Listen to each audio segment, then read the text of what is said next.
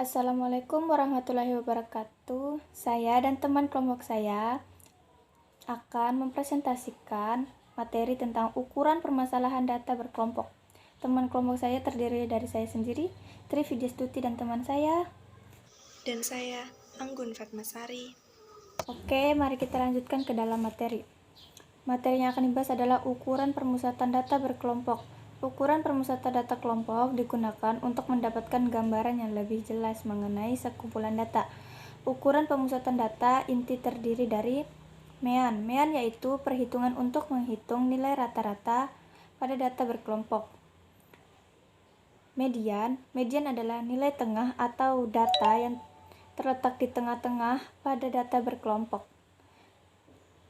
Yang ketiga, modus, nilai yang sering muncul pada distribusi data berkelompok. Adapun persamaan yang digunakan untuk mencari MEAN, median, dan modus pada data berkelompok di antara lain sebagai berikut.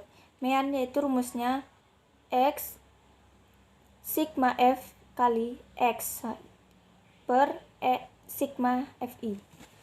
MEAN dirumuskan sebagai X sama dengan sigma F kali X per sigma F. Kalau median yaitu ME sama dengan B tambah P dalam kurung 1/2N kurang F per F. Kalau modus, jika modus itu dirumuskan sebagai MO B tambah P dalam kurung D1/D1 tambah D2. Jika penjelasan saya tadi kurang jelas, di sini saya berikan gambarannya agar Anda bisa memahami lebih dalam lagi. Oke, selanjutnya diberikan contoh pada tabel cara menghitung MEAN data berkelompok yang menyajikan data ketidakhadiran 124 siswa. Tetapi yang kita lihat di sini data yang disajikan secara berkelas, yaitu kelas pertama atau kelompok pertama yaitu memuat ketidakhadiran 1-5, kelas kedua 6-10, dan seterusnya sampai kelas 35-40 orang. Pasti kita akan bertanya-tanya bagaimana cara menentukan rata-rata atau MEAN dan median. Untuk menjawab pertanyaan ini, di sini saya punya langkah-langkahnya untuk menghitung MEAN. Nah, ini cara menghitung MEAN.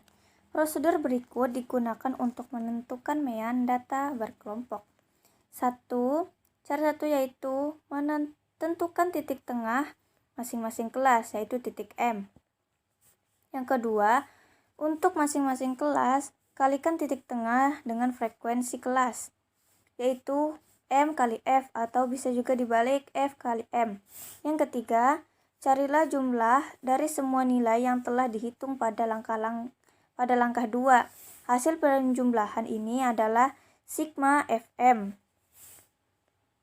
Langkah keempat, bagilah nilai yang ditentukan pada langkah 3 dengan banyaknya semua skor atau N.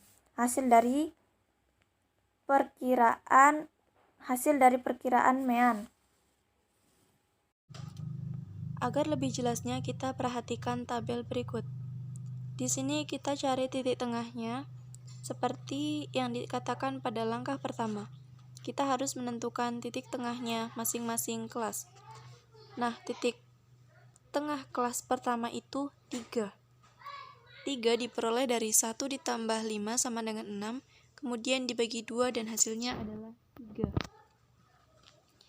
Setelah itu kita cari dengan cara yang sama, yaitu titik tengah kelas-kelas berikutnya sampai kelas terakhir. Dan diperoleh titik tengah kelas terakhir yaitu 33. Nah, di sini kita sudah mendapat frekuensi yaitu F dan titik tengah yaitu M. Kemudian kita kalikan F dan M untuk masing-masing kelas. Kelas pertama 25 dikali 3 dan hasilnya adalah 75. Kemudian dilanjutkan sampai kelas terakhir 4 dikali 33, hasilnya 132.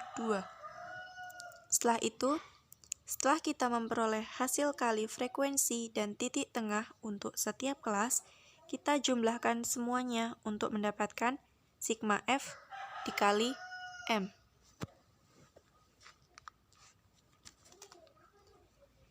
Di sini hasilnya adalah 1567.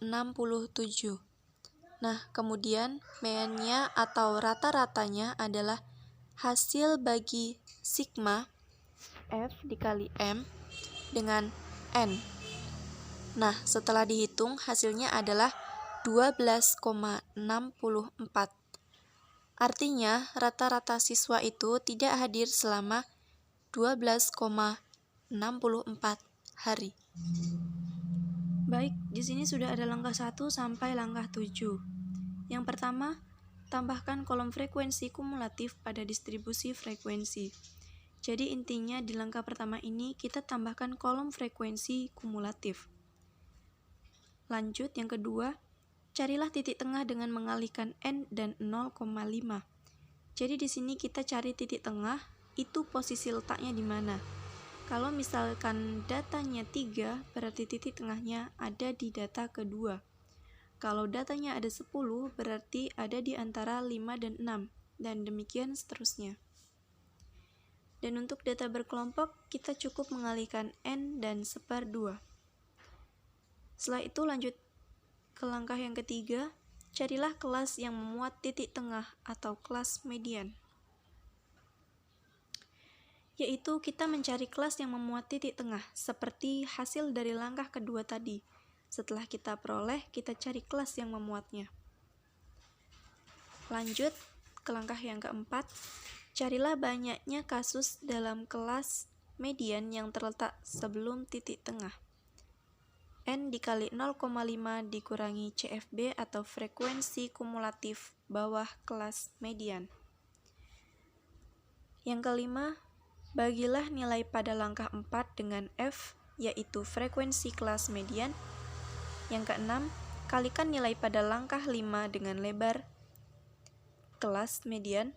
7. Jumlah nilai pada langkah 6 dengan tepi bawah kelas median. Setelah itu kita tentukan median dengan menggunakan rumus berikut. TB atau tepi bawah dari kelas median yaitu 10,5. Kemudian jumlahkan N. Di sini N dikali 0,5 atau 1/2.